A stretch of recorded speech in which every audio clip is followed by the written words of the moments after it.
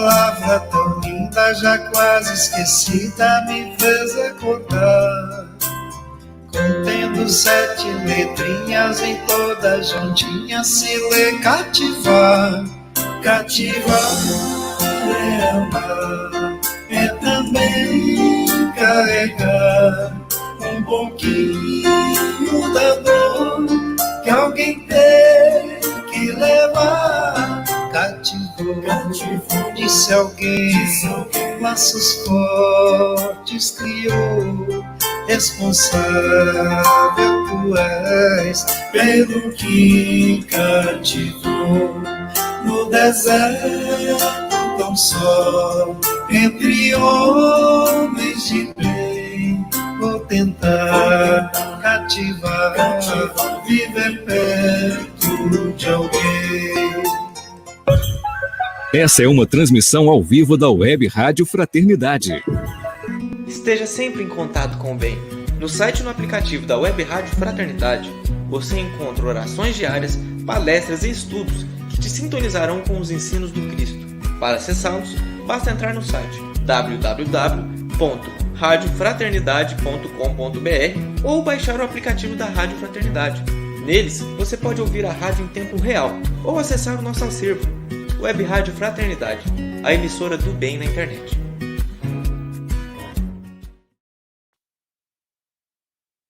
Permita-me dizer-lhe que a Web Rádio Fraternidade, desde há alguns anos, encontrou uma grande guarida no meu coração. Porque a mim, como a todos, tem proporcionado levar a mensagem espírita aos mais variados recantos do Brasil e de outras nações. Companheiros de cidades humílimas, de fazendas distantes ou de países algo longínquos, dizem-me, eu te ouço pela Rádio Fraternidade. E uma emoção muito grande me toma, porque eu vejo quando Jesus disse que a mensagem dele entraria pelos telhados. Mesmo hoje com a comunicação virtual, o telhado representa essa construção de fora que a comunicação penetra e ilumina a alma. Sou eu, portanto, um grande devedor à Rádio Fraternidade Web, orando a Deus para que ela continue seguindo o conceito kardeciano, divulgar o Espiritismo por todos os meios ao alcance. E Emmanuel, a maior caridade que se faz ao Espiritismo é a sua divulgação. Muito obrigado.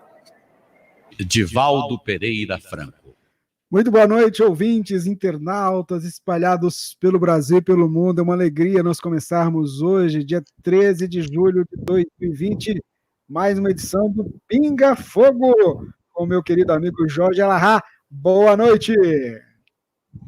Olá, Rubens, boa noite. Olá para todos que se encontram ligados conosco no Brasil e fora do Brasil, para a nossa live dessa noite, através da Web Rádio Fraternidade, a emissora do bem na internet, construindo um mundo melhor. Uma boa noite para todos nós. A gente sempre começa com uma prece, então eu queria convidar cada um dos nossos amigos espalhados aí por esta rede mundial de computadores para que a gente possa, nesse instante, com os nossos corações elevados ao alto, agradecer a Deus a dádiva desta oportunidade de reflexão. Que a tua presença, Senhor, se faça junto a todos nós. Que o nosso querido irmão Jorge Alahá possa ser instrumento da espiritualidade, falando aos nossos corações, trazendo-nos o esclarecimento da tua mensagem bendita, este Consolador que nos convida à transformação e à renovação. E é em teu nome, Senhor, que nós iniciamos esse nosso trabalho no dia de hoje. Jorge, vamos começar o programa daquele jeitinho, né? Vamos lá?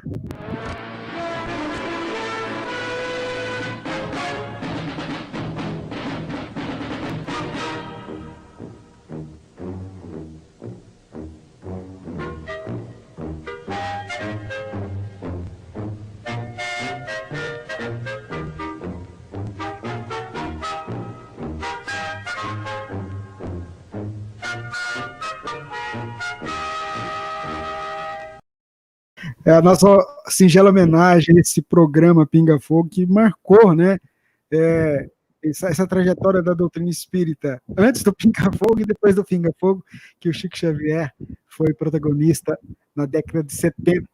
E a gente passa a palavra para você, Jorge, para fazer aquela reflexão inicial, para a gente logo em seguida ir para as perguntas e respostas. Você que está nos acompanhando pode postar a sua pergunta aí nos chats das transmissões no YouTube, no Facebook. Nós temos o pessoal aqui que está acompanhando também no WhatsApp. E assim, a gente vai tentar atender todo mundo. Mas se não der, semana que vem tem mais. Jorge, é com você. Uma boa noite para todos. Quero fazer hoje, logo no começo da nossa conversa, uma reflexão. Nós já estamos bastante tempo em casa. Nós já estamos há muito tempo convivendo em família, em função desse fenômeno biológico que nós estamos atravessando, a chamada pandemia do Covid. E eu gostaria hoje de destacar um ponto.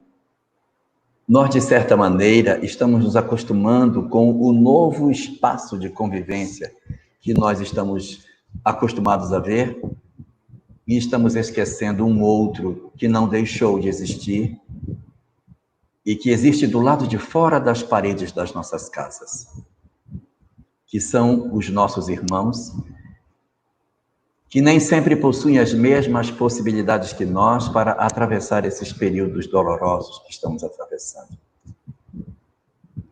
Muitos de nós possuímos estratégias, recursos, formas de sobrevivência, ainda que não plenas, mas razoáveis, para que a gente consiga atravessar esse longo período como nós estamos.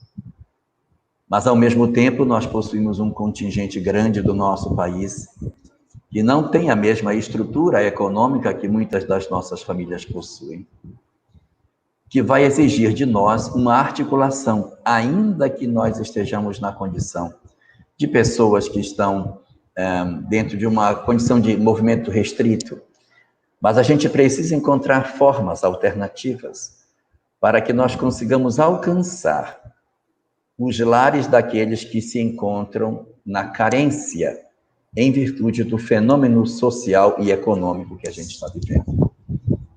Então, é mais no sentido de nós fazermos uma reflexão que está íncita no capítulo 15 do Evangelho segundo o Espiritismo, quando nos recomenda a necessidade da caridade para a efetiva libertação das nossas almas. Nós não podemos pensar que, quando se fala que fora da caridade não há salvação, é para que a gente faça caridade para se salvar, como se nós estivéssemos presos e aí a gente faz a caridade e se salva. A grande pergunta é salvar de quê? Do quê? Nós temos que nos salvar da nossa indiferença, do nosso desamor, do nosso egoísmo e da frieza das nossas almas que nos impede muitas vezes de perceber a dor que se passa próximo das nossas vidas. Então, que a gente reflita como a gente pode fazer isso.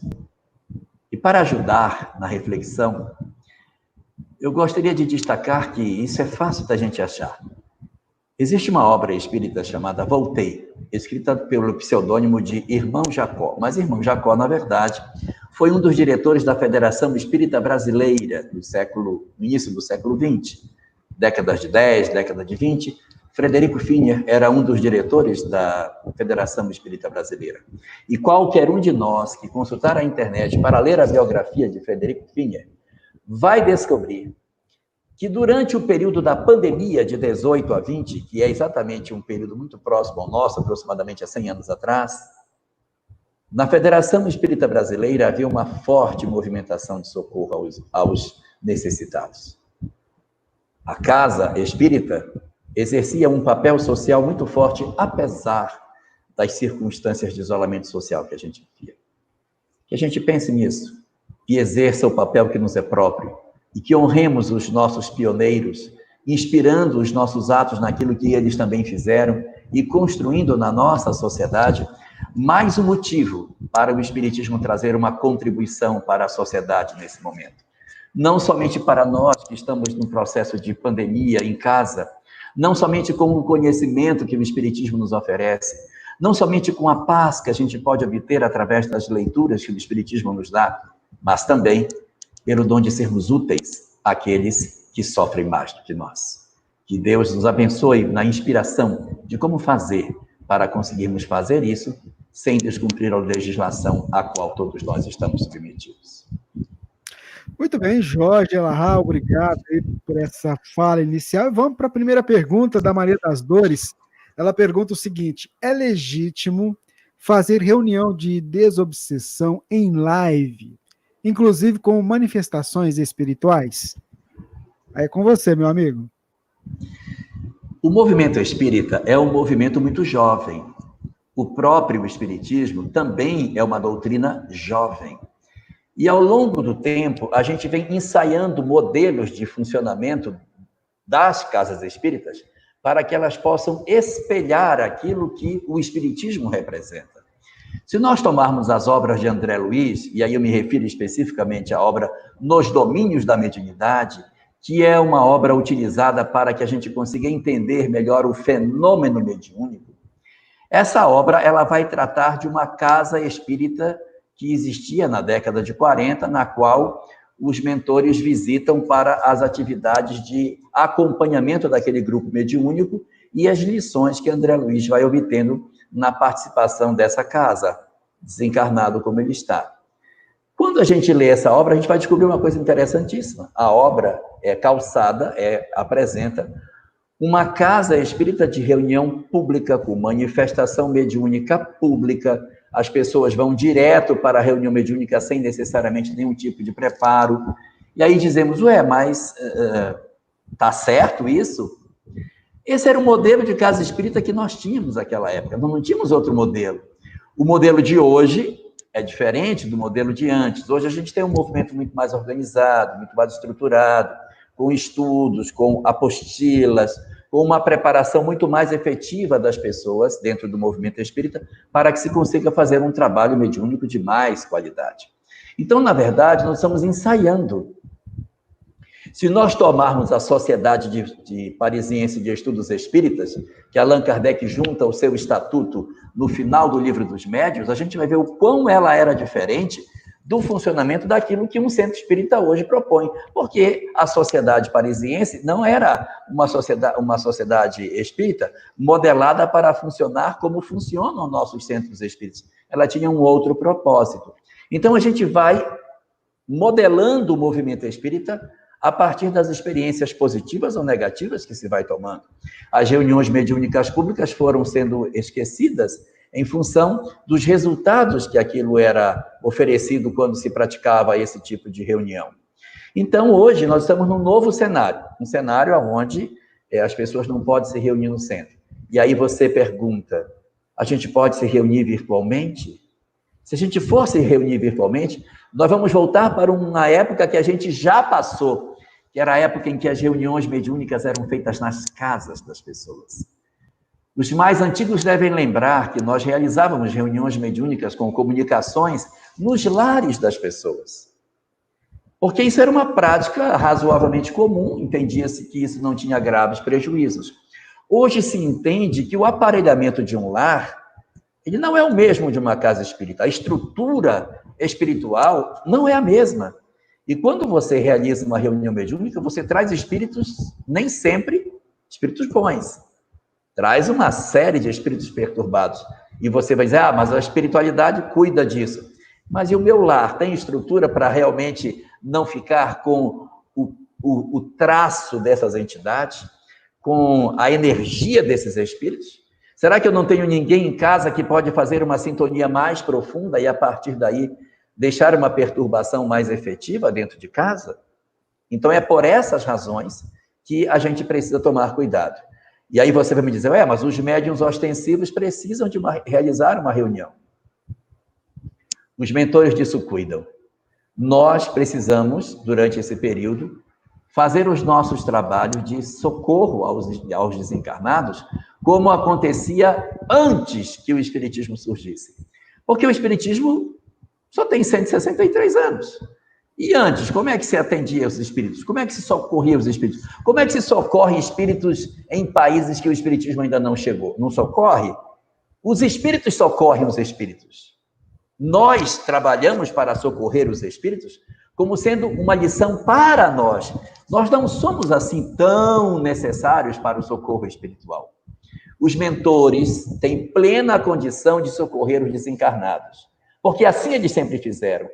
Eles dão essa oportunidade que a gente participe do processo. Tudo bem, nós temos fluidos que ajudam, ótimo, é verdade. Mas é para que nós aprendamos as lições, para que nós nos apropriemos de lições que possam mudar as nossas vidas. Mas não que nós sejamos essenciais para o mecanismo de recuperação dessas pessoas. Mas você me dirá, mas os médiuns ostensivos continuarão precisando de comunicação. Então a gente precisa dobrar a nossa vigilância e trabalhar as nossas intimidades para que isso seja evitado o máximo possível, para que a gente não crie dentro de nós necessidades que dizem respeito ao que a gente está passando hoje, mas que fundamentalmente poderia ser profundamente diferente se nós mantivéssemos um pouco mais de serenidade.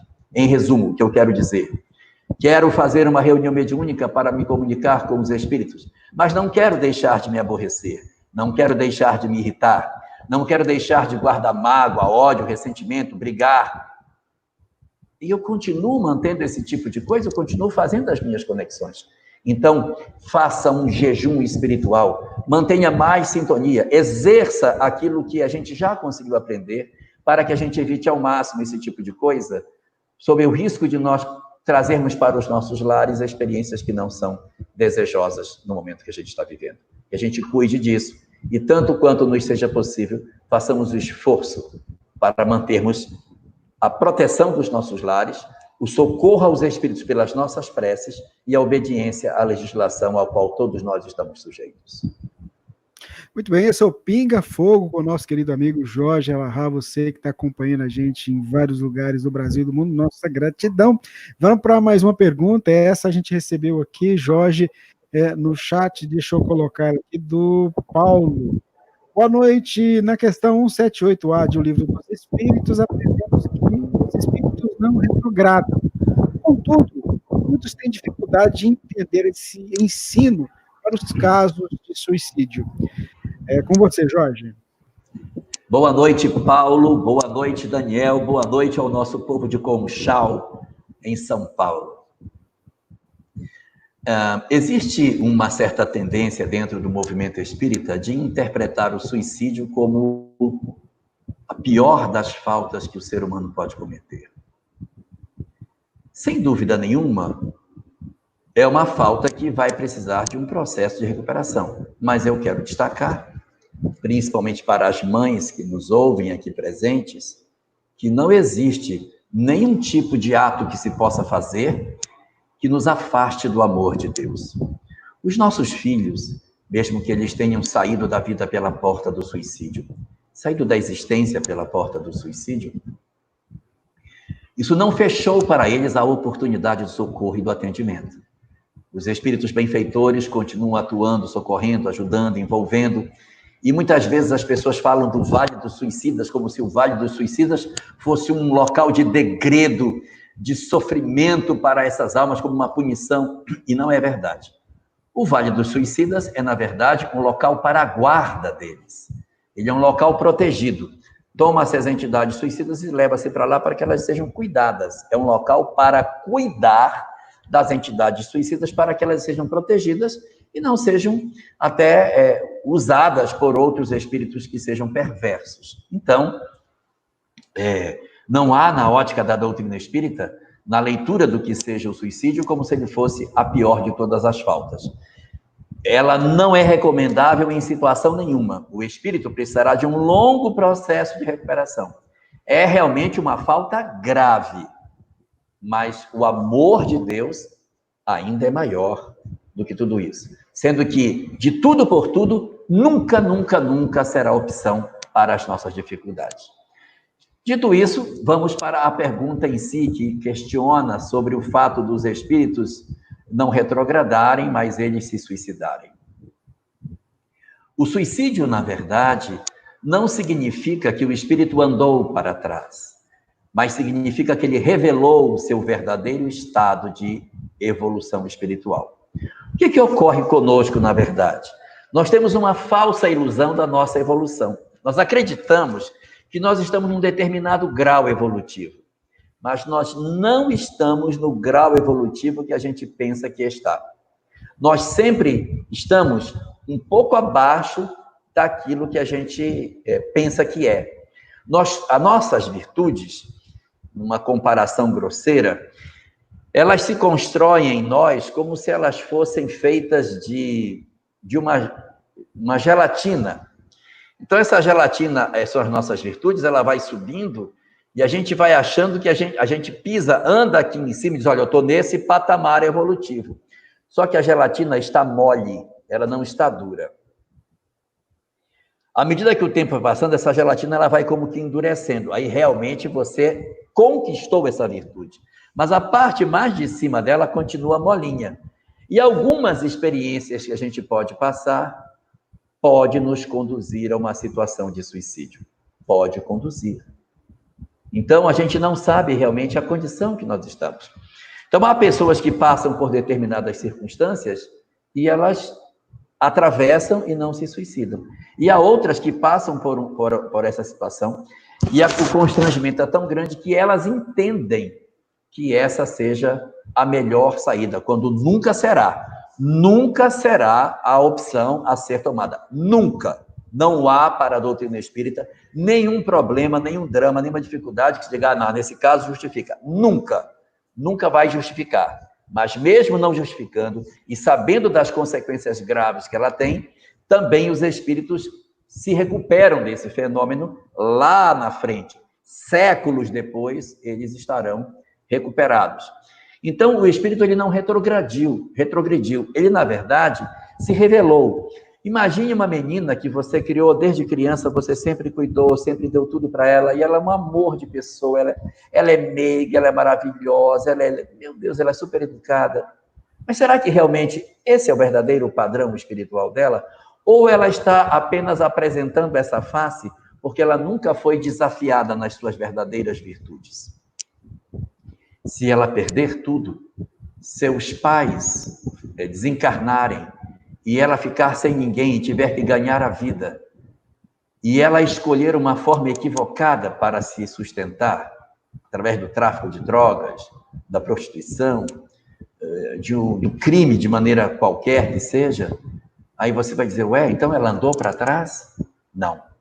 Ela revelou quem era ela. Na verdade, aquela existência dentro da redoma não deu a ela condições para que ela conseguisse demonstrar quem ela era de verdade. Eu preciso de experiências que nos revelem. E a gente, quando passa por elas, se surpreende. Meu Deus, eu fui capaz disso? Sim, eu fui capaz, porque as minhas virtudes ainda não estavam solidificadas como eu pensei que elas estivessem. Portanto, a experiência do suicídio apenas revela o real estado espiritual de alguém e não que esse espírito abandonou virtudes e começou a andar para trás. Então tá aí, Jorge Alahá ajudando a gente a entender essas questões. Jorge, tem uma outra pergunta aqui que a gente vai colocar na tela. A Cleonice, lá de Uraçu, Goiás. A esclerose múltipla está ligada à culpa? Como saber dessa culpa e libertar dela? Essas doenças de caráter tão afligente e que você às vezes fica se indagando de onde que isso surgiu. De onde que essas coisas vieram? Como as doenças autoimunes e várias outras formas que você fica indagando a origem sem que exista uma causa objetiva que possa apontar para você e dizer, olha, esta doença decorreu disso. Você provocou determinada conduta e aí isso destruiu o seu órgão, sei lá, você foi um fumante durante muito tempo e hoje você tem problema pulmonar. Eu consigo fazer uma correlação entre o fumo e a situação pulmonar de um determinado paciente. Mas quando você tem uma pessoa que atravessa um fenômeno como esse, de esclerose múltipla, ou de outras doenças deformantes, artrose, as autoimunes, você se indaga de onde elas vêm. O Espiritismo responde, elas vêm da alma. Elas vêm das raízes espirituais que nós possuímos. No dizer da doutrina espírita, e a gente encontra isso na obra O Pensamento de Emmanuel, de Martins Peralva, Nós possuímos uma característica na qual as nossas almas possuem diversas imperfeições, e essas imperfeições, se fossem transferidas para o corpo, provocariam corpos profundamente deformados. Exatamente pela programação espiritual em serviço do próximo que a gente tem para exercer, essas doenças espirituais, elas ficam como que presas no corpo sem suar, ficam presas no espírito sem suar para o corpo. Então, é um espírito doente que veste um corpo sadio. É como se fosse alguém que está cheio de chagas e que se cobre com um corpo saudável. A alma está enferma, mas o corpo vai apresentar saúde. Uma imagem boa que pode representar isso é como se fosse assim. As nossas imperfeições morais, elas são como se fosse uma tinta. Vamos imaginar uma tinta vermelha. Você pega um saco plástico transparente e coloca a tinta dentro do saco plástico transparente. O saco plástico não vai transferir a tinta para o corpo.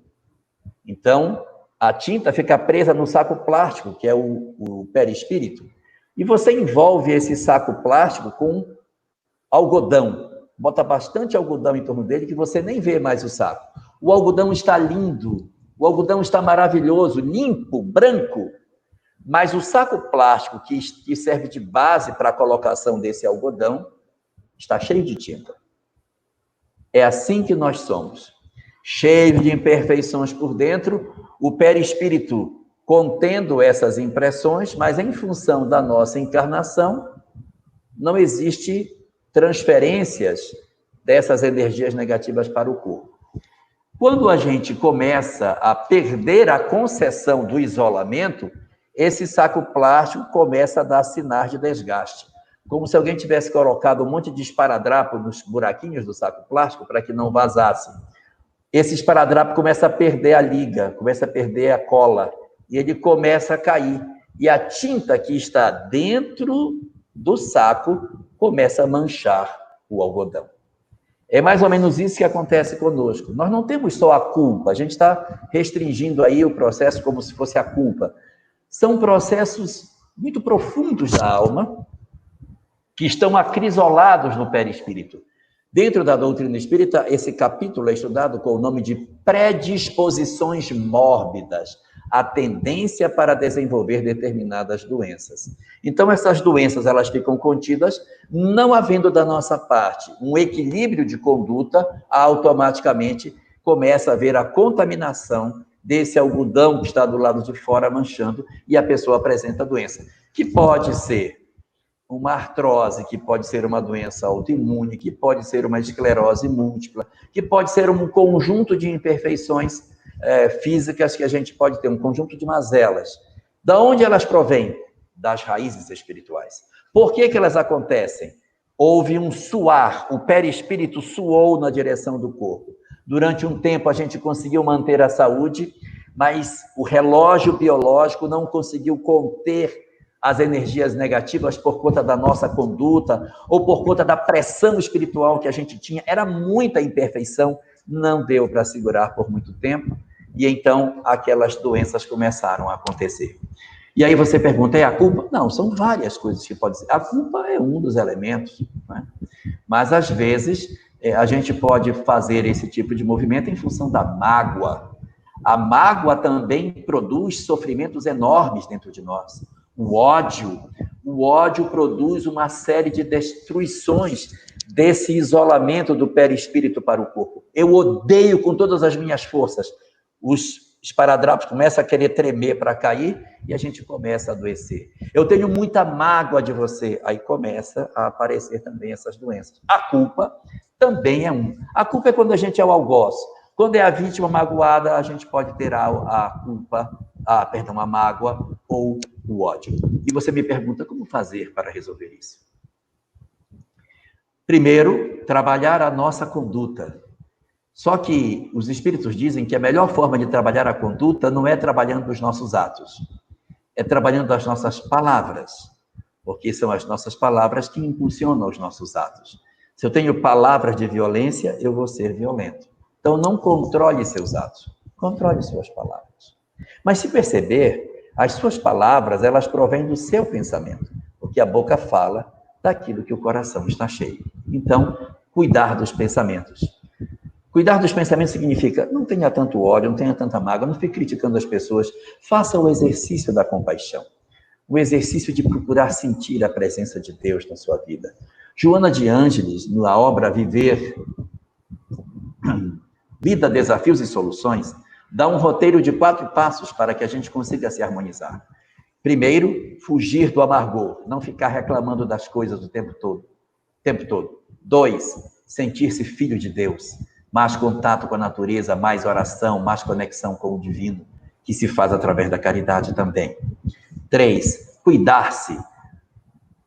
Cuidar do corpo, dormir melhor, se alimentar melhor, cuidar melhor do nosso corpo físico, fazer exercício físico, ter mais cuidado, dormir bem, fazer o que a gente puder para cuidar da máquina. E 4, o exercício da compaixão.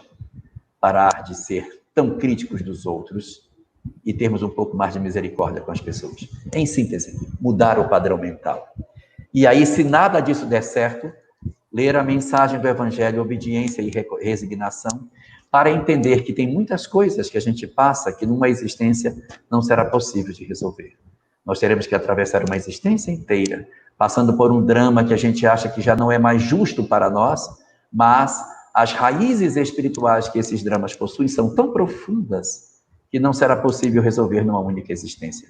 Nós não lembramos do nosso passado, não sabemos tudo o que fizemos e por isso desconhecemos as raízes, mas temos que saber que Deus é extremamente misericordioso e sempre nos oferece o que é melhor para nós. Por conta disso, a gente pode trabalhar por essa via para tentar entender que não é somente a culpa e que também existem estratégias para se viver de mudança de conduta, mas nem assim conseguirá garantir para nós a solução dos nossos problemas ainda nessa existência.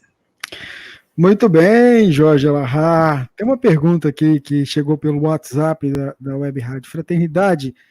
A Laura, lá de Vinhedo, São Paulo. Não, peraí. Não é essa não. É a Laura de São Paulo. Ela pergunta assim, essa pergunta é boa, viu, Jorge? Olha só. Como tomar uma decisão correta em questões muito importantes de nossas vidas? Creio fielmente no que leio no Evangelho ou me utilizo da razão do que me parece logicamente correto? Que pergunta boa, você entendeu? Eu entendi, tá bom, então vamos lá. Vamos lá, Jorge. Vamos lá. Tá certo, como é o nome dela? A Laura, de São Paulo. Laura, boa noite. Laura, é isso mesmo. As nossas referências de conduta, elas estão na 3ª parte do Livro dos Espíritos, nas chamadas leis morais. É ali, naqueles 11 capítulos, que a gente, 12 na verdade, se pegar o da perfeição moral, é naqueles 12 capítulos que constituem as leis morais, que você vai encontrar as respostas que você está procurando em termos de conduta. Porque essa parte do Livro dos Espíritos é o seguinte: dado que seja verdade tudo que vimos até agora, como devem viver os homens para serem coerentes com aquilo que eles já sabem? Então, dado que tem reencarnação, mediunidade, isso e aquilo, como devem viver os homens? E ali vai colocar como devem viver os homens. O Evangelho de Jesus é uma excelente ferramenta para que a gente consiga saber como que a gente deve se guiar. Lembrando que os evangelhos são histórias escritas sobre Jesus, mas nós não temos a garantia absoluta de que o que ele disse foi exatamente aquilo que está colocado no texto. Eu vou lhe dar um exemplo. Existe no evangelho uma colocação de que Jesus, passando numa época que não era a época de figos, ele viu uma figueira e procurou figos, mas não era a época de figos. E como não tinha figos e não era a época de figos, ele amaldiçoou a figueira. De tarde, quando ele volta, os discípulos dizem: olha, Senhor, a figueira que tu amaldiçoaste secou. E Jesus diz: é assim que vai ser com todo aquele que não produzir.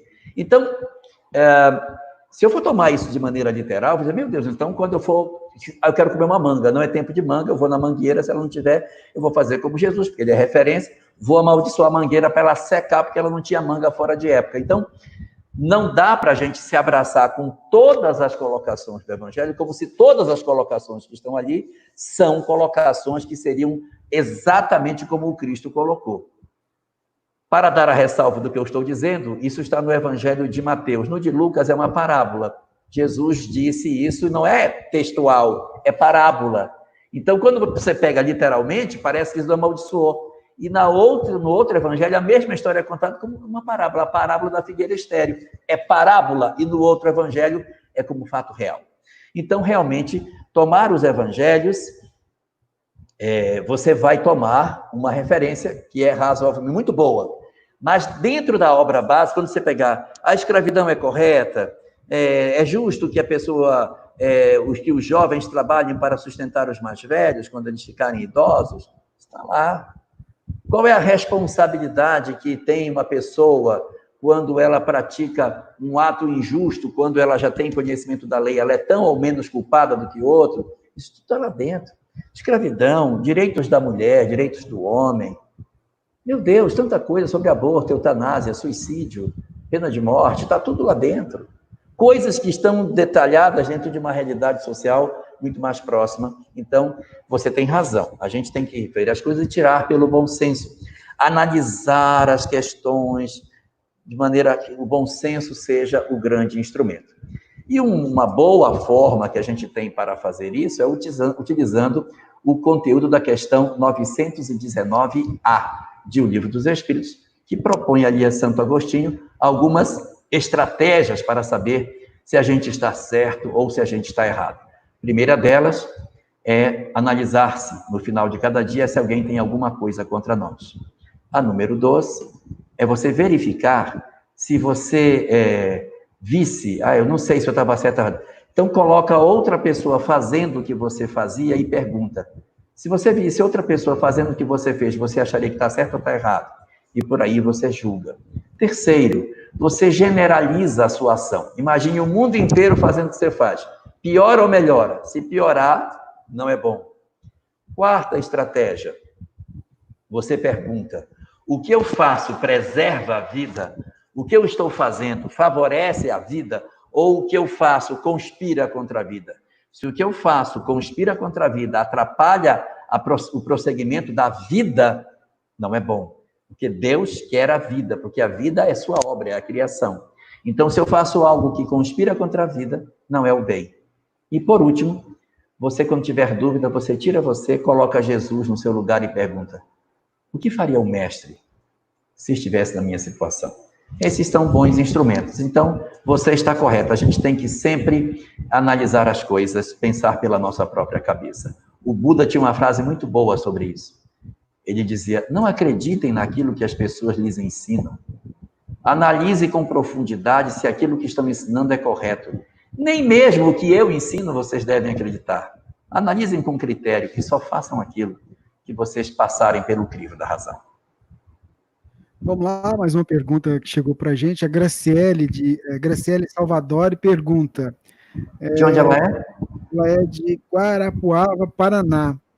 Fale-nos sobre o último capítulo da Gênesis, no item que fala, são chegados os tempos. São chegados os tempos. O último capítulo da Gênesis é a parte onde Kardec mais trata sobre a questão da transição planetária, onde ele aborda ali as discussões sobre as características dessa nova sociedade. Esse texto, que é de 1867, Kardec escreveu a Gênese em 1867.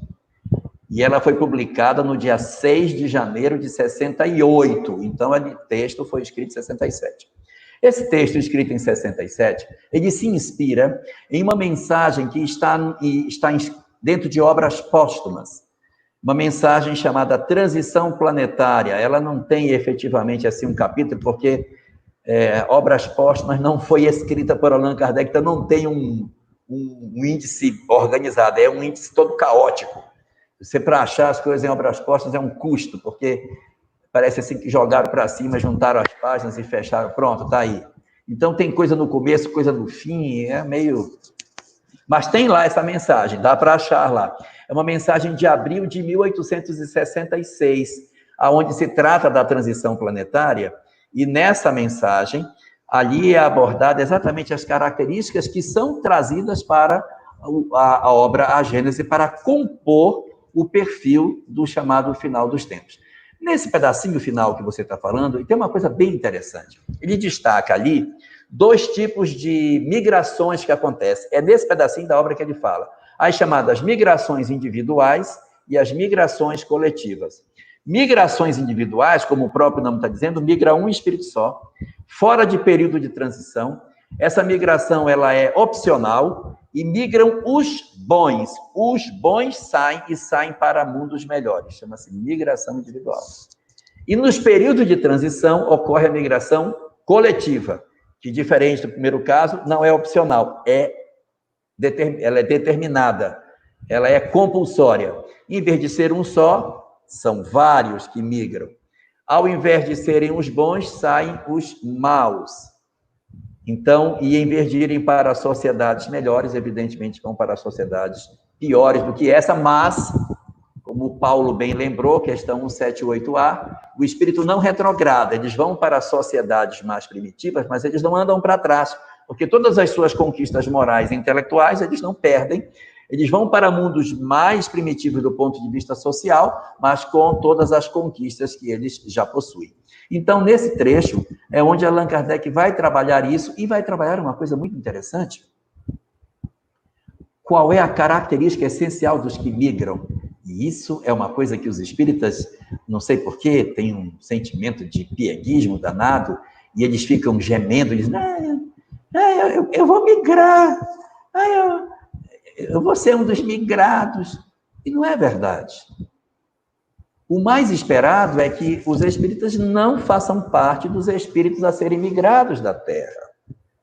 Por quê? Porque nós não somos a retaguarda do planeta. Pode ser até que dentro do movimento espírita existam algumas pessoas que sejam osso duro de roer. Mas isso não é a característica que o movimento espírita possui. Por quê?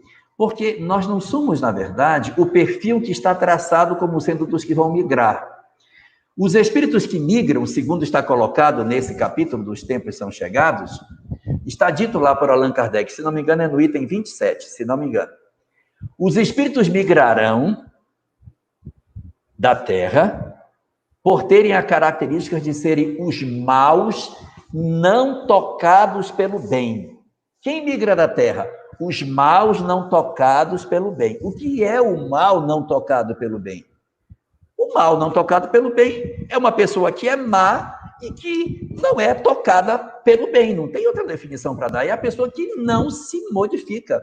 Ela sofre da síndrome de Gabriela. Ela diz, eu nasci assim, eu sou assim, e eu vou ser sempre assim. Eu não quero mudar, gosto como eu sou, gostei, fiz, se me soltarem, faço de novo, gostei e acabou. Esse é o mal não tocado pelo bem. As almas endurecidas, os espíritos resistentes à mudança. Eu não mudo, eu sou assim. Essas são as almas mais tendentes ao processo de migração. Aqueles que são chamados de maus, mas que são tocados pelo bem, ou seja, sentem que estão errados e procuram se corrigir, esses não estão no perfil da mudança. Esses não estão no perfil da migração.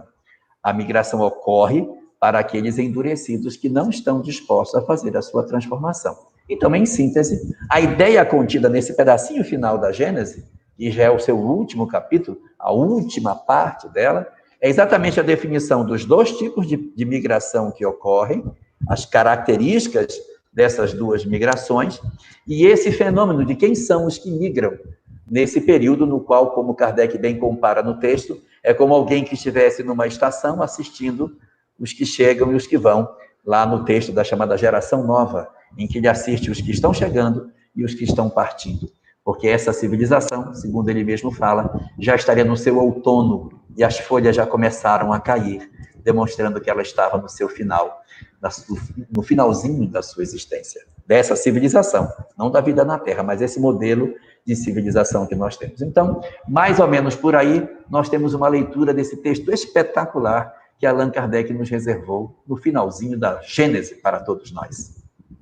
Enquanto o Jorge ela toma uma aguinha aí, pode molhar a garganta, a gente vai agradecendo os ouvintes. Queria mandar um abraço para o Antônio, para a Claudine, que acabou de mandar uma foto, que está sentado lá no sofá, assistindo na televisão, viu, Jorge? Acabou de mandar uma foto aqui. Que legal, viu? É a tecnologia.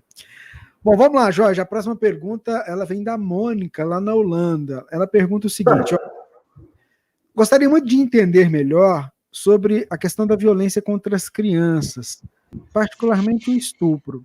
Sempre me pareceu que, se nós sentimos profunda repugnância, como pode a justiça de Deus permitir o mal até nesse ponto, ou até esse ponto? Outra coisa, leis como o Estatuto da Criança e do Adolescente não constituem um mau estímulo? E a perversidade contra os animais? A Mônica, da Holanda, que encaminhou essa pergunta para a gente. Elahá. Ok. Bom, primeiro ponto a ser observado. Ninguém reencarnou para fazer o mal. Não existe na programação espiritual de ninguém um item que diga: você vai assaltar um banco, você vai matar uma pessoa, você vai violentar uma criança, você vai cometer determinados crimes. Todos os crimes, todas as condutas que se desviam daquilo que seja o amor a Deus, o amor ao próximo e ao amor a si mesmo, não estão previstas na programação. Não eram parte da programação espiritual. Então, se ninguém vem programado para assassinar ninguém, então ninguém vem programado para ser assassinado por ninguém. Nós não temos isso. Não há a obrigatoriedade que você diga: olha, você matou com um tiro, pois agora você vai ter que morrer com um tiro. Porque se isso fosse verdade, se a pessoa que matou com um tiro tivesse que morrer atirada por alguém, então esse que atirou agora ficava devedor da lei. A lei não acaba nunca, porque sempre ia ter alguém para cobrir o equívoco do outro. Então a lei de causa e efeito, ela não ocorre dessa forma. Quando temos um algoz, eu não preciso de um outro algoz para que ele se torne vítima do ato que ele fez, para que Deus, entre aspas, se vingue daquilo que aquela pessoa fez. A lei de Deus não é uma lei para punir, ela é uma lei para educar. Então, quando nós cometemos um determinado delito diante da lei, existem inúmeras formas de você resgatar o delito que você cometeu. Se alguém, por algum motivo, comete um crime, não existe uma tabela no mundo espiritual que diga: matou a mãe? Bem, se matou a mãe, então aí vai lá na tabela, você vai ter que agora nascer órfão. Não. Existem inúmeras formas de você recuperar isso. Às vezes o espírito comete um delito numa existência, e na própria existência ele se corrige tanto que quando ele desencarna, daquele crime que ele cometeu só há resíduos. Não, mas ele matou, mas só tem resíduos. Ele fez tanta coisa que daquilo que ele realizou não tem mais tanta substância assim. As coisas já estariam muito recuperadas ao longo do tempo de uma mesma existência. Então ninguém diz assim: fulano, na próxima está enrolado. Não, porque a lei ela é educadora. Ela não é para punir, ela é para educar. Se uma mulher, por exemplo, comete um aborto, isso não significa dizer que obrigatoriamente ela vai ter que nascer e não ser mãe numa próxima existência. Isso não é correto. Uma mulher que passa por essa experiência, ela pode realmente ter uma existência que ela não venha a ser mãe, mas ela pode nascer com dificuldade para engravidar, com problemas uterinos, a menstruação é irregular, que ela não consegue saber quando que ela está fértil ou não. Ela pode vir com problemas de inflamação sistemática no útero, que dificulta o processo de nidação do ovo. Ela pode vir com problemas graves nas trompas, que dificulta que as trompas consigam ter saúde, porque gera um visco dentro da trompa, que os pelinhos não permitem que o ovo passe, e pode gerar gravidez tubária, e aí ela perde uma trompa, depois perde a outra e fica infértil. Ela pode renascer e ter um parceiro que, na verdade, não queira ter filhos, ela quer, mas ele não quer ter filhos. Ela pode renascer e ter filhos que sejam entidades com necessidade de renascimento, com problemas físicos ou mentais, como forma dela conseguir lidar com essa maternidade. Ela pode vir também com outras experiências, ela pode vir adotar um monte de menino, e ela pode também renascer com a chamada maternidade abençoada. O que é isso? Ela renasce com a possibilidade de ser mãe, seu aparelho genital saudável, ela tem as crianças, e o drama está em outra área. De repente, pode ter filhos mais difíceis ou não, mas ela tem inúmeras possibilidades. E da mesma forma que a gente, quando comete um delito, nós não somos obrigados a encontrar com aquele mesmo delito da mesma forma. Muito bem, isto posto, vamos para a pergunta em si. Esses fenômenos que você citou, eles ocorrem porque os espíritos trazem tendências para determinadas condutas. Tendências. Então, quando o espírito renasce, o mentor diz: programamos tudo com você para que você não faça bobagem. Sua programação está toda aqui ajeitada e você tem condição de cumpri-la. E nós cuidaremos para que isso aconteça. Agora, você fique esperto, que você traz na sua alma muitas coisas violentas, você traz muitas impulsividades. Então, nós vamos fazer o que a gente puder, mas depende de você manter o seu controle, porque se você não abrir seu olho, você vai cometer desatinos. E aí, junto com essa circunstância, você tem também espíritos que reencarnam, que estão em corpos infantis, mas que também não são almas jovens, não são espíritos novos, são espíritos que possuem uma história espiritual, possuem uma história longa espiritual e, portanto, eles já possuem um passado. E embora não seja essa a previsão que A cometa determinado equívoco com B, isso pode acontecer porque está no campo de possibilidades dos dois espíritos. Está no campo de possibilidades do agressor e está no campo de possibilidades da vítima, porque nós não sabemos quem é essa vítima. Agora, existem espíritos que absolutamente não está no campo de possibilidade deles essa experiência. Não está no campo. Quando não está no campo de possibilidades, não acontece. Porque as forças espirituais se mobilizam e esses fenômenos que poderiam se dar, eles são impedidos, eles são evitados por inúmeras formas distintas, dos quais a espiritualidade se vale, porque no campo dos vários elementos que podem estar previstos dentro de uma encarnação, aquele específico não é experimento para aquele indivíduo, aí aquela experiência não vai se dar. Mas como nós somos espíritos profundamente comprometidos, as almas da Terra não são espíritos fáceis, nós somos almas muito problematizadas, que arrastamos, é só olhar a história da humanidade que a gente vai ver qual é a natureza da nossa estirpe espiritual, nós vamos dar conta de que somos espíritos profundamente infelizes, com graves delitos, com complicações espirituais profundas. Nós somos almas trazidas, muitas vezes, de lugares horrorosos do mundo espiritual. Nós somos espíritos ainda abraços com muitas imperfeições. E isso se revela na sociedade que a gente tem. Olha a sociedade que a gente cria, descrente, egoísta, perversa, fria, covarde, que comete desatinos e loucura todos os dias por nós. É esse o espelho do que nós somos? Então, quando esses espíritos encarnam, no campo de possibilidade deles, existem possibilidades terríveis que podem acontecer. Não por conta do hoje, mas pela multidão de equívocos e de loucuras que nós mesmos já praticamos no passado. Se nós estivermos inseridos nesse conjunto de barbaridades que a nossa humanidade já viveu e vive até hoje, nós poderemos ser alcançados pela possibilidade disso acontecer. Mas se nós formos entre aquelas almas que já conseguimos dar um passo e sair desse cenário e desse padrão que a gente está falando, muito provavelmente esses fenômenos não irão acontecer conosco.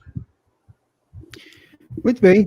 Nós recebemos muitas perguntas aqui sobre a questão da mediunidade nesse momento de pandemia, reunião mediúnica. E o Jorge, ele comentou aqui no programa, já em questões anteriores, informações que vão depois complementar tudo isso que vocês fizeram, as perguntas aí. Se você entrou A primeira pergunta foi essa. Então, assim, depois é só voltar ao vídeo, assistir novamente, porque ficou muito bem esclarecido. O Jorge deu uma geral mesmo sobre essa questão da mediunidade, das reuniões mediúnicas, da questão da pandemia, do médium. Vale a pena, então, depois que terminar o vídeo, aí você voltar, acompanhar, ouvir de novo, distribuir no seu grupo mediúnico para que possa estudar. Tem uma pergunta aqui que eu vou postar aqui na tela para você, Jorge. O Marcelo pergunta se no encerramento do Evangelho no lar, nós podemos vibrar por parentes e outras pessoas que se encontram em um processo de obsessão. Não iríamos atrair esses espíritos para a nossa casa? Fazer a oração por essas entidades é um ato de louvor, é um ato louvável, não é? Porque isso aí, na verdade, é a chamada prece por intercessão. O que nós devemos evitar é fazer a oração e pedir a manifestação dessas entidades. Mas ali, quando nós estamos reunidos, há uma corrente de energias excelente e ela pode, sim, ser utilizada para socorro. O que devemos evitar é a manifestação mediúnica com esse objetivo dentro das nossas casas. Vamos para mais uma pergunta que veio para nós. A Maria Márcia Barbosa, de Belo Horizonte, pergunta... a pergunta dela na questão de número 932 do Livro dos Espíritos. Como podemos vencer os males do mundo se os bons são tímidos e deixam os maus agirem em todas as esferas sociais, políticas e religiosas? Tenho muita dificuldade de entender isso. A pergunta da nossa irmã Maria Márcia Barbosa, de Belo Horizonte.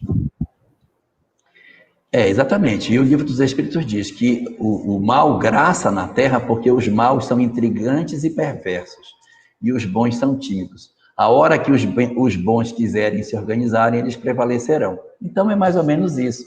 Nós nos acomodamos na situação que nós estamos e não fazemos o exercício das nossas virtudes em prol do semelhante. A gente deixa com que o mal se espraie sobre as coisas. Eu dou um exemplo. A gente, quando não gosta de alguém, nós temos muita facilidade para falar. Nossa, mas eu odeio, fulano é antipático demais. Então, e a gente fala pouco que gosta das pessoas. Nossa, fulano é bacana demais. A gente se sente mais à vontade para falar do que não gosta. Como se nós tivéssemos, de certa maneira, uma cumplicidade com o mal. O mal nos atrai muito mais e a gente acaba falando muito mais nesse sentido. E isso se dá pelo fato de que, conforme o próprio Allan Kardec define no livro Evangelho segundo o Espiritismo, uma das características dos mundos de provas e expiações, que é o mundo que vivemos, é que existe a predominância do mal sobre o bem. É da natureza da nossa sociedade espiritual.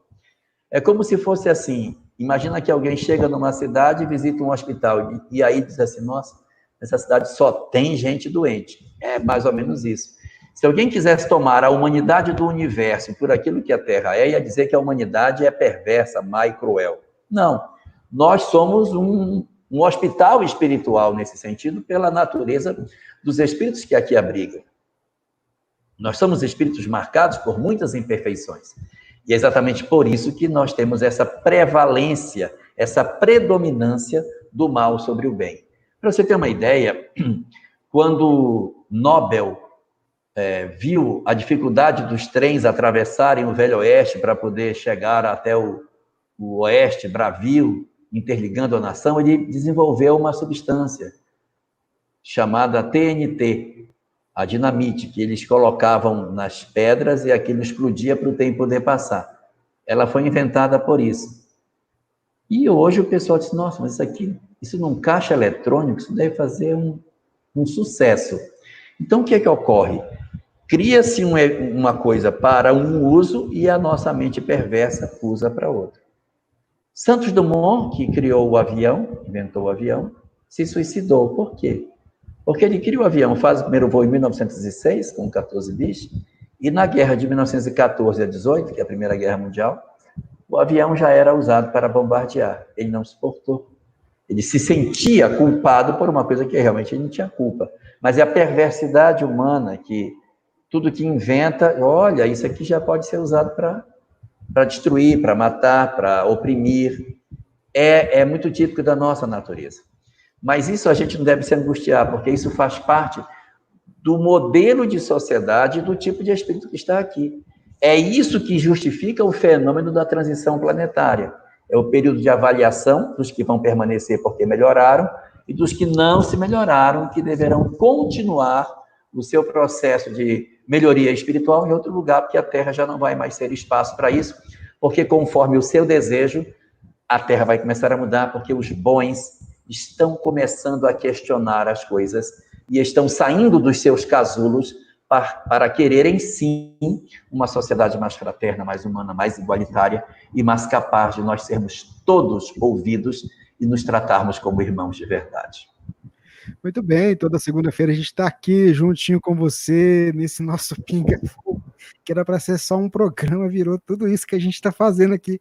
Já vamos para o número 14, hoje, o número 14, né? Tem uma pergunta aqui interessante que eu vou postar aqui na tela, Jorge, da nossa ouvinte, vamos lá. A Lucilene Tempo. Como posso levar a existência de Deus a um filho que diz que não acredita em religião ou espiritualidade, que é contra qualquer religião? Ela é de Belo Horizonte, Minas Gerais. Olá, Lucilene. Talvez a dificuldade sua esteja no método. Não leve religião para ele. Porque as religiões, elas são frascos de bebida. As pessoas ficam brigando pelo frasco e não bebem o que tem dentro, porque a gente tem que beber o que tem dentro do frasco, que é a espiritualidade. Faça ele conhecer de espiritualidade. Coloque ele para praticar yoga. Leve ele para conhecer coisas desse tipo. Em vez de você trazê-lo para dentro de um contexto, não, religião é isso aqui, esse livro aqui, você vai estudar isso aqui. Deixa ele sentir a vida. Leva ele num local para ele fazer meditação. Leva ele para conhecer. E aí, discuta a alimentação. Vamos fazer uma alimentação diferente em casa e tente ganhá-lo, já que ele tem tanta resistência à religião. Estou falando isso porque ele tem resistência à religião. Leva ele por outro caminho, leva pelo caminho da espiritualidade. Apresenta para ele outros saberes, que não esses convencionais ocidentais, que ele deve ter rejeição. Igreja, sacerdotes, cristianismo, deve falar que o cristianismo é uma religião opressora. Então, sugere para ele para conhecer as religiões orientais, mostra para ele a Cabala, para ele conhecer. São conhecimentos muito interessantes, e aí isso vai despertar nele uma coisa que é mais importante do que a religião, que é a busca da espiritualidade. Quando ele começar a ver os aspectos do espiritual e perceber, por exemplo, ele vai para um grupo de yoga, perceber que tem um monte de jovem que está fazendo yoga também, e aí pelas portas do fundo ele vai se aproximar da espiritualidade, e quando ele começar a trabalhar isso, aí dá para você entrar. Allan Kardec trata disso no livro O que é o Espiritismo, em que ele diz, se a pessoa não acredita em Deus, nem comece a discussão, nem fale nada, não adianta. Se ele não tem o princípio da ideia de um Criador, não adianta. Então você precisa primeiro construir nele essa aproximação com a ideia do espiritual, com a ideia de algo espiritual, e aí ele vai se aproximar por aí. E à medida que esse sentimento da espiritualidade, que no orientalismo, eles não trabalham muito a ideia de Deus, de uma lei que tem que seguir, como é a nossa herança judaico-cristã, tem uma lei, você tem que seguir, se não seguir, Deus vai punir. Eles não trabalham dessa forma, assim, você tem que se aproximar do divino, tem que identificar a sua vida. Eles falam muito menos desses aspectos das consequências, e sim do prazer dessa aproximação. Faça, de repente, esse experimento. Aí em Belo Horizonte deve ter alguns núcleos de yoga, e aí você também pode ir junto até para dar um estímulo para ele, participar, ou alguma amiga que participa, você leva, insere ele, para ele não ir só. Ele tem que se sentir acolhido lá dentro, e aí se ele for participando, vai despertar as questões espirituais nele, e depois da construção desses rudimentos de espiritualidade, aí você pode lá na frente começar a conversar com ele sobre outras questões mais aprofundadas, porque naturalmente a reencarnação vai surgir, e aí você vai ter a chance de entrar e puxar o fiozinho para trazê-lo para mais perto de outros conceitos tão importantes para a nossa vida. Muito bem, Jorge Elahá. Vamos lá para mais uma pergunta que chegou aqui no WhatsApp. O nosso ouvinte de Ibireté, aqui em Minas Gerais, o Alexandre, pergunta o seguinte, Jorge: eu mesmo posso fluidificar a água? Sim, sim, Alexandre, pode. Qualquer um de nós, orando, pode fluidificar água. Porque o que é a fluidificação? É a concentração de fluidos a partir do pensamento de alguém sobre algum objeto, ou mais especificamente a água. Então, quando você ora e você pede que aquela água ali seja magnetizada, ou seja, que fluidos específicos sejam colocados dentro dela, você está pedindo à espiritualidade que venha realizar isso. Você pede e os espíritos, então, em cima do seu pedido, vão colocar os fluidos que você está solicitando. Então, você abre um campo de pensamento que permite a ação dos espíritos. Aí eles vêm colocar. E por que eles não colocam sem eu pedir? Porque, de repente, o nosso campo de pensamento está de raiva, de ódio, de mágoa, e essa energia que a gente está emitindo, os espíritos até querem colocar na água alguma coisa, mas não dá. Porque o seu pensamento impede a ação deles. Então, quando você ora, você, na verdade, não faz com que eles façam, você retira a barreira que impede deles fazerem. Aí você, quando ora, melhora o seu padrão mental e a ação que está louca para acontecer ocorre. E a água, então, se magnetiza. Então, pode sim você. Lembrando sempre que quem vai efetivamente fazer o trabalho são aqueles que estão cuidando de nós. A gente até pode colocar um pouquinho de fluido, mas a maior parte vai vir daqueles que nos amam e que cuidam de nós com muito carinho, os nossos mentores.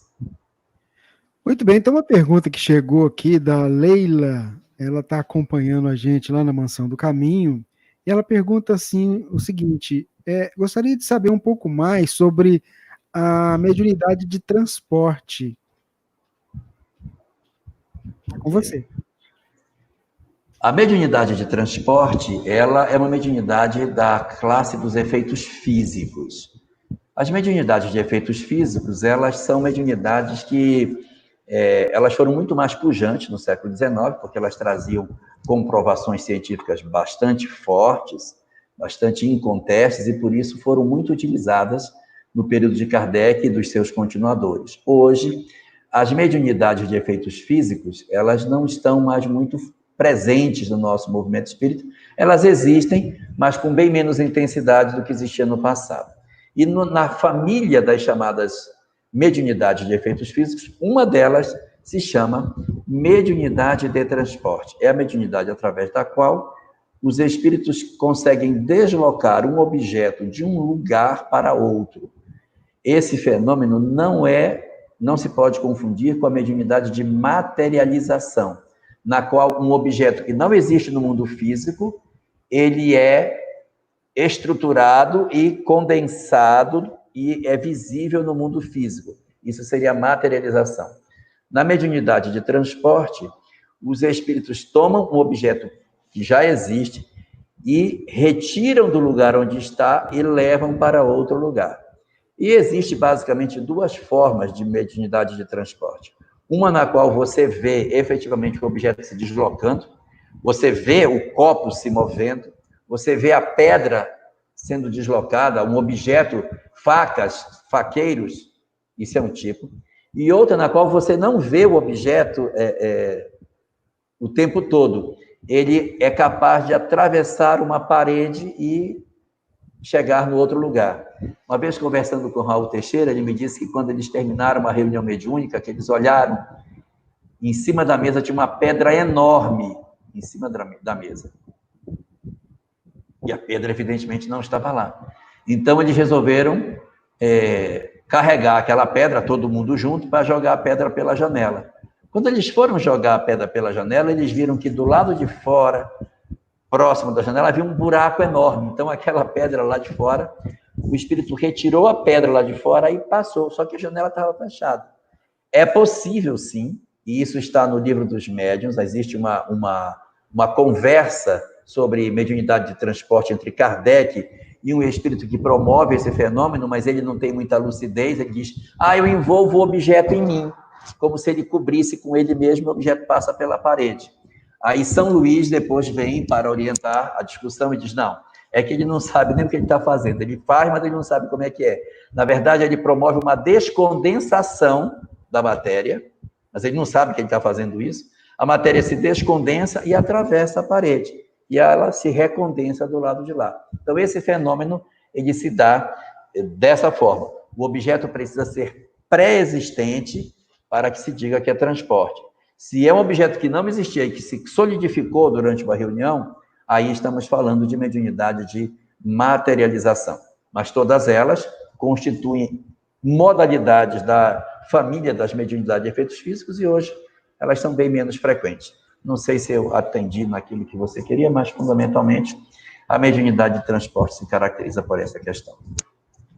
O Jorge... Deixa eu aprofundar um pouquinho mais. Para que se faça isso, eu preciso de um médium de transporte. Ela não se opera sem a presença de um médium que tem essa característica. Então, existem médiuns videntes, audientes, de desdobramento, e vários médiuns de efeitos físicos, médium de levitação, médium de transporte, médium de materialização. E para que você consiga fazer um fenômeno de transporte, você precisa ter, nas proximidades do fenômeno, alguém que doe de si o fluido específico, que é o fluido utilizado para fazer o fenômeno. Se você tiver o espírito, tiver o objeto, mas não tiver o fluido, você não vai conseguir fazer a movimentação do objeto de um canto para o outro. E só para concluir, o objeto não é transportado necessariamente com a mão do espírito, ele é transportado com a mente. É a vontade do espírito que transporta. Você pode até encontrar, como está no livro dos médiuns, um espírito que aperta uma tecla de piano e a tecla desce. Mas não é o dedo dele que aperta a tecla para baixo. O que aperta para baixo é a mente do espírito que deseja que a tecla desça e a tecla, obedecendo à vontade, não o dedo dele, desce. Porque ele junta a vontade do espírito, o fluido do espírito, o fluido do médium, e isso cria uma força capaz de fazer com que a tecla, então, desça. No filme Ghost, há uma cena, que o filme não é espírita, mas é boa essa cena, em que tem um cara que ele move fichinhas de refrigerantes, um espírito. E o rapaz que desencarnou quer mover uns objetos, ele diz assim, você está enganado, não é com o pé que você move, é com o estômago, ou seja, é com a vontade. Então, é o desejo de fazer é que promove a movimentação. Não é pegando com a mão e jogando que você vai fazer isso acontecer. É a vontade do espírito. O que não quer dizer que mais ignorantes possam pegar um objeto com a mão e ficar movendo achando que é a mão deles que move, mas é desconhecimento do real mecanismo do fenômeno de transportes. Muito bem. Esse fluido que você falou é o ectoplasma? Não, esse é o fluido típico. Esse é o fluido típico. O ectoplasma é específico para a materialização. Trifosfato de adenosina, criado na mitocôndria das células. É ele que produz a materialização. Muito bem. Ô Jorge, tem uma pergunta aqui, porque a gente acaba falando com as pessoas que às vezes têm um conhecimento aprofundado de espiritismo, outros não, mas a nossa ouvinte que está acompanhando a gente, Camila, pergunta o seguinte, olha, ela não fala da onde, mas pergunta, posso acender vela na minha casa e fazer uma prece para um parente desencarnado em casa? Se estiver faltando luz, é bom acender a vela para você não orar no escuro, né? Mas nós temos uma tradição, e essa tradição ela vem do catolicismo, de que os espíritos precisam de luz. E como eles precisam de luz, você acende uma vela para que essa vela ilumine. Mas os espíritos, eles não precisam de luz física, eles precisam de luz espiritual. Mas há algumas pessoas que possuem tão arraigada a ideia de que tem que deixar aquela velinha acesa naquele lugar para que ela possa manter aquela chama, que se não acender a vela, a oração não valeu, porque não tinha vela. Tinha que estar acesa aquela vela para fazer. Mas isso tudo são atavismos que a gente vai desenvolvendo dentro das nossas vidas. A bem da verdade, a gente não precisa dessa vela para acessar um parente desencarnado. O parente vai sentir muito mais o nosso sentimento, a nossa vibração, o nosso amor, do que efetivamente a vela que está acesa por ele. Alguns que desencarnaram e que também acreditam no poder de uma vela de cera para levar luz, se sentirão felizes pela lembrança. Ah, minha neta lembrou de mim, acendeu uma vela para mim. Nossa, ela gosta de mim. Mas é porque eu tenho um espírito que crê, uma alma encarnada que crê. Aí acaba até funcionando. Mas a gente não precisa disso. O nosso pensamento é o único instrumento que efetivamente tem acesso aos espíritos. Quando nós pensamos nos nossos entes queridos desencarnados, quando nós oramos em favor deles, com vela, sem vela, não precisa de vela, nós vamos alcançá-los. Então, para que a gente faça um exercício de sublimação dos nossos sentimentos, o melhor seria que a gente evitasse a vela e aprendesse a conectar as nossas mentes e levar a luz dos nossos cérebros, que se acendem quando nós oramos, para que essa chama verdadeira de luz que acende dentro da nossa cabeça quando estamos fazendo uma prece, ela possa levar a luz até o nosso ente querido, sem a necessidade de uma vela de parafina, para a gente conseguir dizer que a gente ama alguém. Uma outra pergunta que nos chegou aqui, Elahá, a pessoa não se identificou com o nome, mas ela quer saber um pouquinho sobre a questão do remorso, porque ela diz assim, olha, desde muito criança eu sinto muito remorso, sem saber por quê. O que seria? O remorso geralmente está associado à culpa, né? Se ela sente remorso, ela deve ter alguma culpa anterior a isso, porque existe remorso e existe arrependimento. Mas todos os dois estão relacionados a um ato anterior que produziu o remorso ou o arrependimento. O arrependimento é bom, o remorso é ruim. O remorso é você ficar remoendo aquilo, você ficar se martirizando pelo que você fez, sem conseguir avançar. Isso é péssimo. Isso até adoece a gente. Ganha umas companhias espirituais indesejáveis, porque o sentimento de culpa, o sentimento de angústia, de pesar por tudo que a gente fez, acaba produzindo nas nossas mentes um sofrimento e acaba fazendo com que determinados espíritos possam ter acesso a nós de maneira mais fácil. Então, a gente precisa cuidar dessa questão do remorso. O arrependimento, não. O arrependimento é a percepção que o que eu fiz não era bom, eu tomo a decisão de mudar, eu mudo, e se eu lembro do que eu fiz, eu me compenso sabendo que eu mudei. E, diferentemente do remorso, quando eu estou arrependido, havendo nova oportunidade de cometer o mesmo erro, eu não cometo mais. Aí isso é um sinal de que você arrependeu. Quando a gente fica com remorso, não garante que a pessoa mudou. Ela pode estar cheia de dor e de culpa, mas ela pode fazer novamente a mesma coisa que ela fez anteriormente. Aí você pergunta, o que eu faço com esse sentimento de remorso que eu tenho? Primeira coisa que tem que ser vista é o que provocou isso. E se você era criança, que tipo de sentimento você pode ter vivido que fez com que você tivesse remorso, que é um sentimento de culpa muito profundo, que a gente precisa evitar. O ideal para isso é que você procure fazer um contato com essa ação que aconteceu antes. Talvez você precise até de um terapeuta para isso, para poder acessar essas lembranças da infância e poder descobrir aonde que está a origem de tudo isso e promover o processo de perdão e de auto-perdão.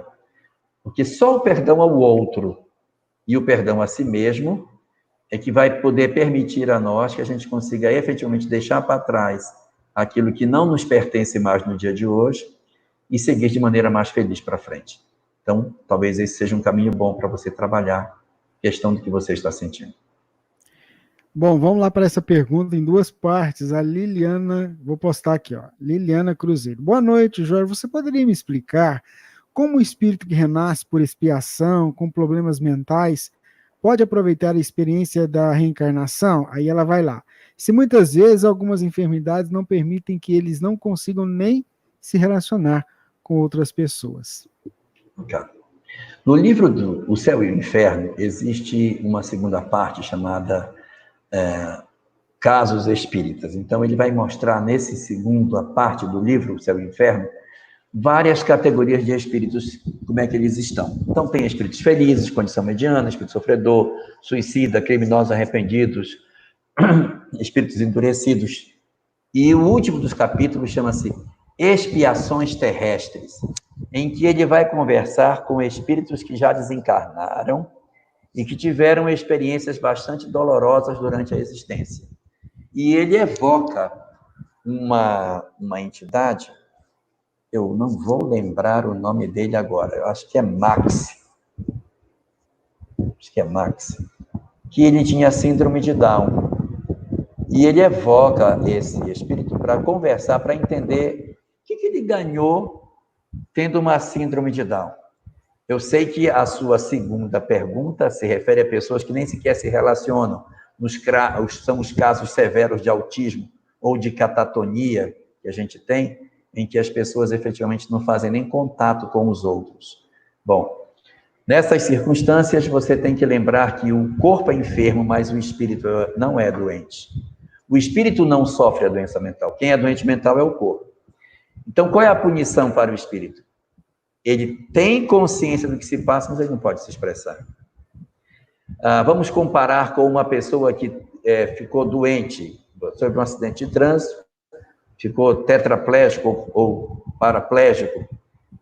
Ele tem limitações, mas ele tem consciência do que se passa. Ele gostaria de levantar, de abraçar as pessoas, mas ele não pode. Ele está limitado pelas circunstâncias do corpo. Mas a mente está saudável. O cérebro continua funcionando, embora o corpo não reaja àquilo que ele quer. A mesma coisa acontece com uma entidade que encarna num corpo de um doente mental. Tudo bem, todo o aparelho está doente. Sim, é verdade. O cérebro também está doente, mas é o cérebro, a mente não. O espírito que está relacionado com esse corpo, quando ele dorme, que ele sai, ele volta à sua lucidez, ele sabe quem é ele compreende a situação, e quando volta, o corpo não permite que ele se expresse. É como se você estivesse usando um rádio que está quebrado, uma televisão que está quebrada, a imagem não aparece, o som não sai, não pega as estações direito, mas a geração da estação lá na origem, lá na estação de transmissão de TV, está normal.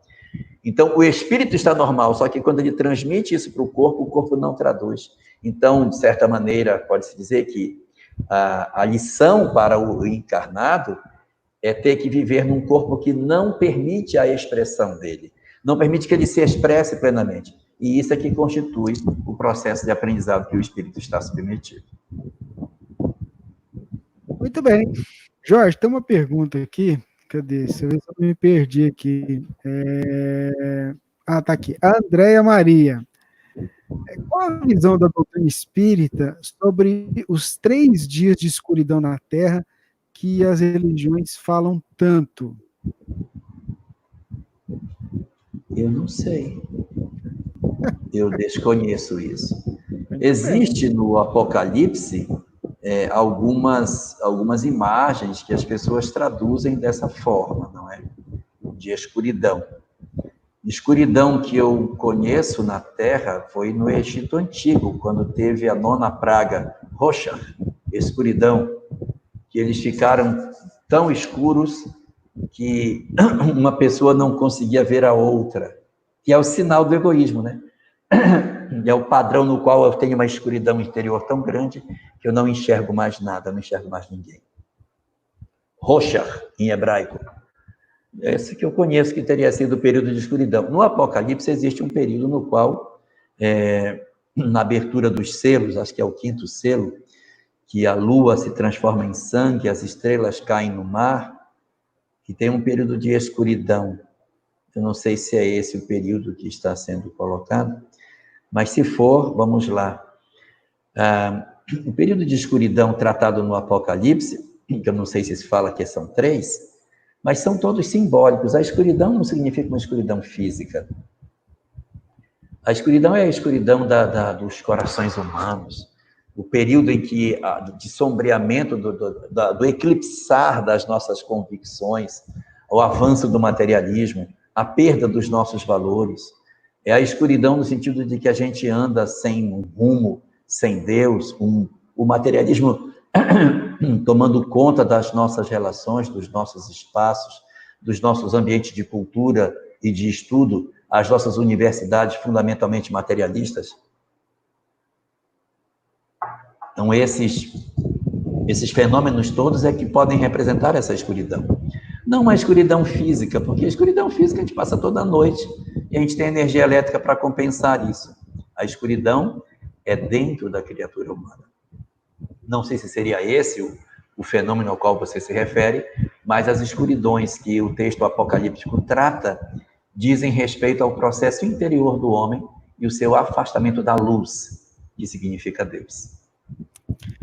A nossa querida ouvinte, Sheila, está lá na Suécia e ela pede que você fale um pouquinho sobre missão de vida e o resgate de vidas passadas. Um abraço para a Sheila, que está acompanhando a gente lá de madrugada, viu? Boa noite, Sheila. Missão de vida e... resgate de vidas passadas. Resgate de vidas passadas. Vamos lá. Entre os 3 tipos de experiência que a gente tem na Terra, segundo, não só na Terra, mas na lei de Deus, nós temos a prova, a expiação e a missão. E a missão se caracteriza exatamente pela possibilidade de você trazer algum tipo de ajuda, de apoio, de exemplo para as pessoas que estão na sua retaguarda. Você poder ajudar alguém com um aprendizado que você já fez e que é mais típico dos espíritos que já têm uma certa evolução. Não precisa que você tenha uma vida só disso, né? As nossas vidas têm um pouquinho de missão, um pouquinho de prova, um pouquinho de expiação. Sim, nós temos missão, sim. Questão 582, 583 do Livro dos Espíritos, ali assevera que a maternidade, a paternidade são missão. Se você é pai, se é mãe, você tem missão. Porque cuidar de alguém é uma missão. É uma missão. Então, a gente tem algumas missões menores, outras tem missões maiores. Agora, missão de vida seria, no meu entendimento, você ter uma vida que ela é predominantemente missão. Na Terra, raros exemplos. O maior de todos, Jesus, cuja vida é toda missão, sem prova e sem expiação. Então, a maioria de nós está no reverso da medalha. Uma boa parte de expiação, um pouco de prova e um pouquinho de missão, que a gente vai servindo de exemplo para aqueles que a gente tem que cuidar e tem que proteger. Muito bem. Então, a missão, enquanto vida, seria a possibilidade de você exercer esse papel. Agora, você ter uma vida inteira devotada para isso é bem mais difícil. Agora, você também tenta casar a missão de vida com a questão de resgate do passado. Não é isso, Rubens? Isso mesmo, meu querido amigo. Então, aí, nesse sentido, você está querendo conectar o passado delituoso com missão numa existência. Eu vou interpretar que você quer dizer o seguinte: é possível que alguém que possui um engano, um erro do passado, resgate isso sem ser por uma expiação, mas por uma missão? Se for mais ou menos esse o sentido da pergunta, sim, é possível que alguém cometeu um delito numa determinada existência, tem uma falta no passado lá, ele cometeu um erro, e ele, nesta existência, ele vem exercer um papel missionário naquele aspecto que ele era devedor. Mas como pode, se ele era devedor, ele não deveria primeiro passar pela expiação? Mas quem foi que disse que o espírito evolui só durante a encarnação? Existem muitos de nós que conseguimos recuperar as nossas faltas no mundo espiritual antes de renascer. Vamos colocar um caso prático. André Luiz chegou no mundo espiritual numa condição lamentável. Mas durante o tempo que ele está no mundo espiritual, ele já fez um progresso danado, ainda não reencarnou. E durante esse período ele já aprendeu, já modificou, já se transformou, já escreveu, já ajudou muita gente. Então ele já, de certa maneira, resolveu boa parte dos conflitos que ele possuía pelo esforço que ele fez, pelos trabalhos que ele já realizou, pelo empenho que ele tem. Não é gratuito, ele tem muito empenho aí. Não é qualquer um que sai da condição que ele estava e chega onde ele chegou. Precisa de esforço, dedicação, vontade de se transformar para que ele consiga fazer isso. Então, se alguém vive essa experiência, André Luiz, quando renascer, ele pode renascer como médico novamente, deixar uma excelente lição de como podemos exercer a medicina através de um conhecimento mais espiritualizado. Ué, mas ele não era devedor da medicina até ali? Era, mas ele fez um caminhar no mundo espiritual que deu a ele condição de hoje exercer um papel mais nobre no exercício dessa função. E aí vai ser a encarnação que vai provar para ele se realmente todo o aparente progresso que ele fez no mundo espiritual, se ele é real. Se ele reencarnar e realmente conseguir cumprir com o que ele disse que já se modificou, aí realmente valeram os anos no mundo espiritual e ele conseguiu ser útil, ou seja, ele resgata das vidas passadas com uma vida em missão. Aí dá certo. Mas ele pode reencarnar para exercer um papel e aí não ser tão exitoso nesse fenômeno durante a vida, porque as mazelas do ontem acabaram corroendo suas boas intenções e ele executou a tarefa apenas pela metade. Nossa, Jorge, tem tanta pergunta. A gente vai ficar, se a gente ficar aqui, a gente virar a noite só para responder as perguntas que não param de chegar. A gente tem que parar por causa do horário, né? Já é 1h30 de live, de momento de pinga-fogo, mas semana que vem tem mais. Se a sua pergunta não foi respondida hoje, a gente tenta novamente semana que vem. Tem um detalhe também, nós temos as edições anteriores, que algumas questões que foram colocadas aqui, como a gente, por exemplo, tem uma questão sobre a eutanásia de animais. Se eu não me engano, o Jorge comentou sobre ele, se não foi no 11º ou no 12º programa, algo assim. Então tem muitas questões que, se vocês ouvirem os programas anteriores, que está na playlist lá no YouTube da Web Rádio Fraternidade, você vai acabar tendo a sua pergunta respondida, porque são inúmeras. Eu queria mandar um abraço para o Antônio Carlos, lá em Florianópolis. Antônio, eu até ia tentar fazer a pergunta, mas o tempo estourou. Como há outras que estão chegando aqui no nosso chatzinho, tá também no WhatsApp. Mas vamos fazer um compromisso semana que vem, a gente está de volta no mesmo horário, se Deus quiser, segunda-feira, 20 horas, para o 15º programa. Jorge, eu passo para você fazer as considerações finais e a nossa prece de hoje. Eu quero apenas agradecer aí a oportunidade que todos nos concederam de estarem conosco até esse horário. Agradecer o carinho com as perguntas, que significa que a doutrina espírita tem realmente muito a nos oferecer e a gente fica muito feliz de poder ver essa riqueza que o Espiritismo tem para nos ofertar. E exatamente por conta de tudo isso que ele representa, a gente precisa aproveitar e agradecer a Deus essa oportunidade desse conhecimento e de tudo isso que ele nos oferece. Então, nós vamos aproveitar agora, fazermos a nossa oração para agradecermos a Deus essa oportunidade. Vamos orar?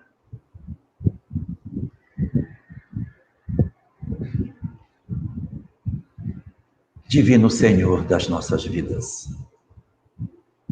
que o teu amor infinito que se derrama por sobre todo o universo possa se fazer de maneira mais presente nos nossos corações nesse momento. Abrimos as nossas almas, Senhor, para que a graça da tua luz, invadindo a intimidade do nosso ser, possa restaurar em nós a certeza de que não nos encontramos sozinhos. Ajuda-nos, Senhor, em nossos momentos de angústia, nas nossas horas de solidão, em nossos momentos de tristeza, a fim de que percebamos a presença dos nossos mentores espirituais, dos nossos espíritos guardiães, que nos envolvem a todo momento a fim de que nós tenhamos a força suficiente para superarmos as nossas limitações, as nossas dificuldades. Assim te rogamos, Senhor da vida, que tu fortaleças em nós a capacidade de sentir e de perceber a influência extraordinária que esses companheiros exercem sobre as nossas vidas. Desce assim o teu amor infinito sobre os nossos corações frágeis, afastando das nossas almas os sentimentos de tristeza e de angústia, que muitas vezes dominam os nossos corações e que nos impedem de perceber a extensão da tua misericórdia e do teu amor a todo instante sobre as nossas vidas. Pela possibilidade que tu nos concedes de compreendermos os valores da vida imortal, por nos dares a chance de entendermos da lei de causa e efeito e do magnífico mecanismo da reencarnação nos nossos dias. Nós te agradecemos, Senhor, por tantas e tantas bênçãos que depositaste nos nossos caminhos, a partir do momento em que nos ofereceste a chance de lermos a vida pelos olhos do Espírito. Por todas as oportunidades de lucidez e de compreensão da vida maior que tu nos ofereceste, nós te rendemos graças e te agradecemos profundamente por tudo isso. E te pedimos que nos ajudes a manter a coerência das nossas ações e que nos ajudes, Senhor, a manter a conexão com aqueles que nos tutelam, para que todo o saber que depositaste nas nossas mãos e nos nossos cérebros possam descer até os nossos corações aflitos, acalmando as nossas almas, cicatrizando as nossas feridas e ofertando a cada um de nós a certeza de que o teu amor é que rege a vida. Por isso, Senhor, nós te pedimos as tuas bênçãos sobre todos os lares da terra, que tu abençoes a todas as famílias do planeta e que tu agasalhes no teu seio todas as mães que perderam seus filhos, todas as esposas que perderam seus companheiros, todos os lares que questionam a perda dos seus entes queridos, todos aqueles que o anjo da morte visitou-os nessa semana, e todas essas famílias do planeta possam receber a bênção do teu amor infinito, Senhor. Derrama o teu amor sobre as nossas almas frágeis, sobre os nossos corações indecisos e nos fortalece na certeza de que tu és o Senhor de todas as coisas e que nós desconhecemos a excelsitude das tuas leis. Protege assim a todos nós, Senhor da vida. Abençoa os nossos corações e nos guarda sob a tua proteção augusta, não somente agora, mas por todos os momentos vindouros da nossa existência, para que cresça em nós a certeza de que nós nos encontramos sob os teus cuidados e sob a tua misericórdia. Fica assim conosco, Senhor, e nos guarda sob a tua proteção, hoje, para todo sempre. Que assim seja. Obrigado a você, Alahá, obrigado aos nossos internautas, e a gente fica aí, compromisso marcado para a semana que vem, tá certo?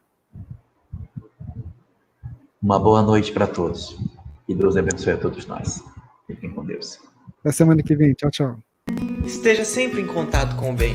No site e no aplicativo da Web Rádio Fraternidade, você encontra orações diárias, palestras e estudos que te sintonizarão com os ensinos do Cristo.